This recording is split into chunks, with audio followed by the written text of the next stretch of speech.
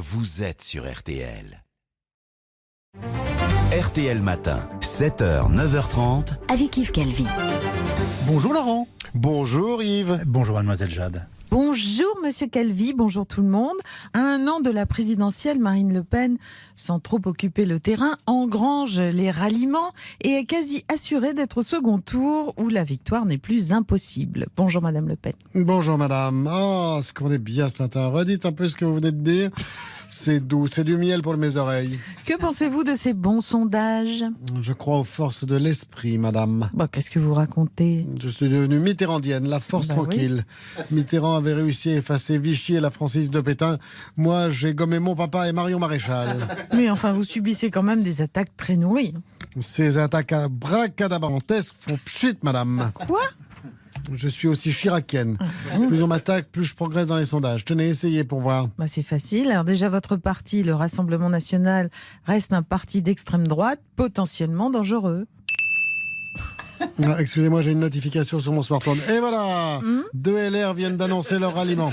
Je vous le disais, j'ai même plus besoin de répondre aux questions méchantes. Tout de même, les attaques sont rudes. Par exemple, Éric Dupond-Moretti a des mots très durs contre vous. Encore une alerte. Alors qu'est-ce que ça dit ? Je viens de prendre encore 2 points dans les sondages. Je remercie Dupond-Moretti. Et en étant mon procureur, il est devenu mon meilleur avocat. Bon, merci quand même, Madame Le Pen, et passez une bonne journée. Surtout pas malheureuse. Souhaitez-moi une journée de merde bien pourrie, que je progresse encore. Certainement pas, je ne vous veux aucun mal. Oh non, c'est la cata, je viens de perdre 4 points. Allez, dites que je suis un monstre sanguinaire et que je mange des enfants au petit déjeuner, sinon je vais finir avec le score de Dupont-Aignan. Anne Sinclair vient de publier le livre Passé composé, dans lequel elle évoque son ex-mari, Dominique Strauss-Kahn, et l'affaire du Sofitel. On en parle dans le nouveau numéro de Couillon de Culture de notre ami Patrick Sébastien.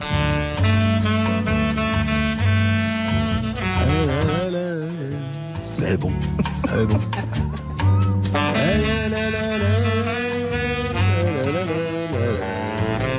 Salut à tous et bienvenue dans Couillon de Culture. Et dans Culturiature. On parle aujourd'hui du bouquin d'Anne Sinclair, en compagnie de Jacqueline Delaray, de l'association Oser le vaginisme. Oser le clitorisme. Pardon, Oser le clitorisme. Alain Finkielkraut est là aussi, ainsi que la personne dont il est question tout au long du bouquin. Le plus grand queutard du XXIe siècle, notre maître à tous. Mesdames et messieurs, sous vos applaudissements, Monsieur Dominique Strauss-Kahn. Musique! Salut nous! Mais arrêtez cette musique festive totalement déplacée pour accueillir un violeur. Oh, détends-toi, Jacqueline. Dis ça pas, mon dodo. Peut-être un coup ça ira mieux. Peut-être un coup ça fait du bien. Bon, avant de laisser la parole à notre invité, je l'adore, j'aimerais connaître l'avis d'Alain Finkielkraut sur le bouquin d'Anne Sinclair. Tu l'as lu, mon Finky. T'en penses quoi, toi, en tant qu'intello ? Écoutez, même si je suis moins porté sur les choses de l'amour que vous, je confesse un certain émoi à l'évocation d'Anne Sinclair lorsqu'elle présentait 7 sur 7, ses formes généreuses moulées dans un pull mohair assorti à ses yeux bleus. Enfin, mon Funky, qu'est-ce qui t'arrive ? On est à l'antenne, là. Ah pardon, l'émission est commencée. Espèce de porc. Gna gna gna gna. Calmez-vous tous les deux. On dirait les petits vieux du Muppet Show. Bon alors, mon Dominique, mon dodo, ouais. Oui. Et dans Dominique, il y a Domi. T'en penses quoi de ce bouquin ? Bonjour. Je trouve un peu déplorable qu'Anne Sinclair, ma femme, cède à son tour à cette mode d'écrire des livres pour se venger de son sexe, de son ex. Lapsus révélateur qui révèle à quel point M. Strauss-Kahn est un porc. Un porc peut-être, un cochon, nous verrons. Voilà, nichon. Bon ben voilà, je crois qu'on a bien fait le tour du sujet. Merci à tous pour la qualité de ce débat. La semaine prochaine, on essaiera de répondre à la question: y a-t-il un problème avec les bonnes femmes ? Quoi ? En compagnie de Roman Polanski et Pierre Ménès.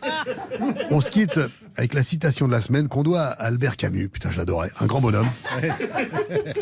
Tout ce qui dégrade la culture raccourcit les chemins qui mènent à la servitude. Putain, c'est fort. Alors, surtout, cultivez-vous, lisez des bouquins et pensez à réserver vos places pour ma tournée des campings qui commence le mois prochain. Musique! C'est bon, c'est bon.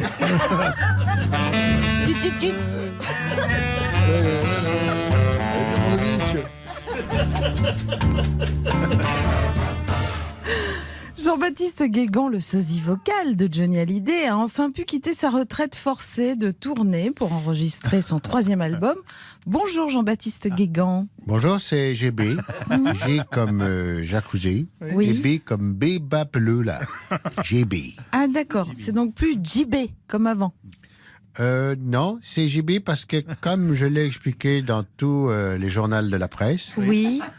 pour mon 3e album que je suis en train d'écrire, je reviens à mes racines américaines. Mais je crois que vous étiez né à Trégneux, en Bretagne. C'est vrai, mais la Bretagne, c'est très proche de l'USA, Ah bon? surtout en ligne droite. D'ailleurs, c'est de la Bretagne que viennent tous les grands rockers. Ah bon? Elvis Presley, Petit Richard, Eugène Vincent, Chuck Berry. C'est pour ça que je vais aller enregistrer en Bretagne.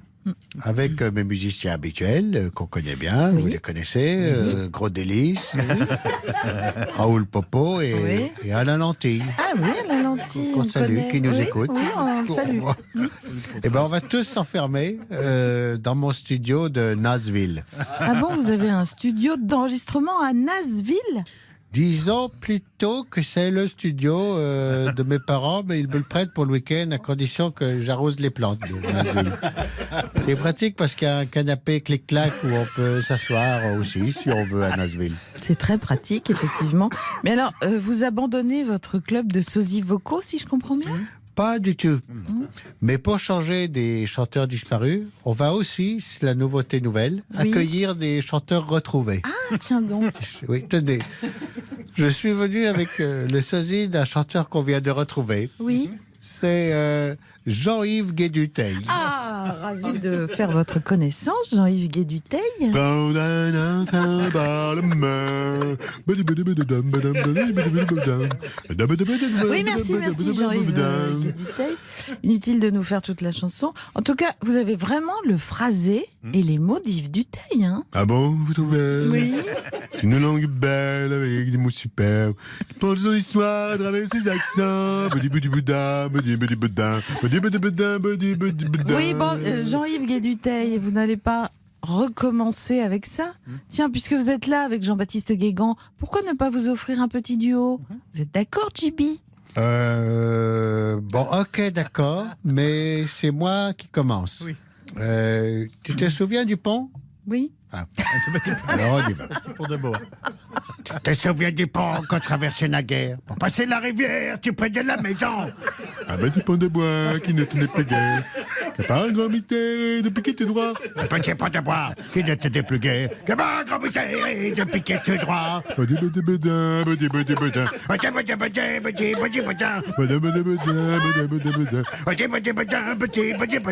and roll. Oh là là, rock'n'roll. Oui, ça c'est...